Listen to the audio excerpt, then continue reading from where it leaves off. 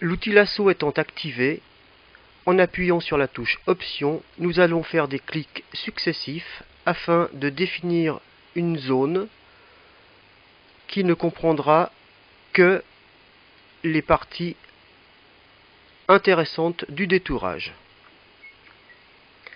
Nous activons maintenant la baguette magique, double-clic, afin d'en régler la tolérance, ici 50, puis en appuyant sur la touche Commande du clavier, nous pouvons retirer une partie de sélection en prenant soin de cliquer sur des zones de luminosité moyenne afin de sélectionner le plus de pixels possible à la fois.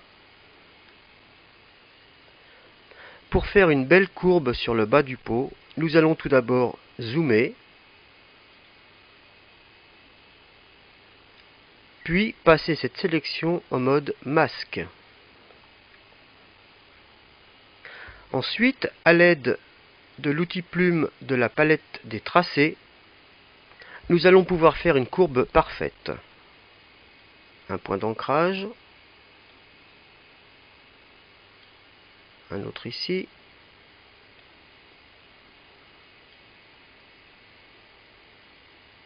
voilà.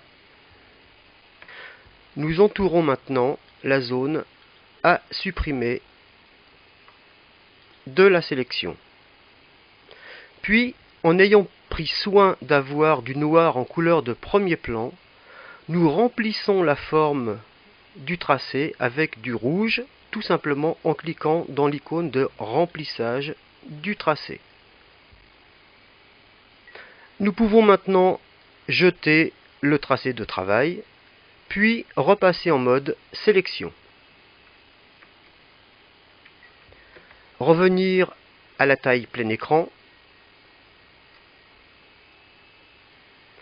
sortir du mode tracé et optimiser le détourage grâce à deux modifications de sélection. Tout d'abord,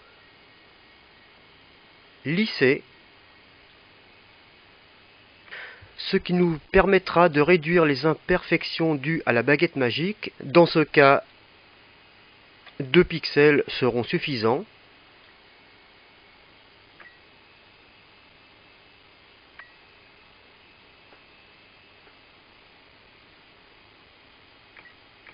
Et maintenant, un deuxième outil de sélection, de modification, contracter. Nous allons ici rentrer la sélection de 1 pixel, ceci pour être sûr de ne pas avoir de franges disgracieuses au bord du détourage. Nous pouvons voir ici la contraction de 1 pixel. Retour à la taille plein écran. Inversion de la sélection.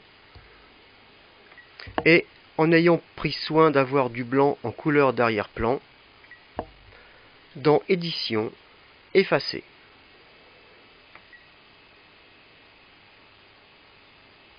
Nous pouvons maintenant désélectionner et vérifier le rendu du détourage par un zoom.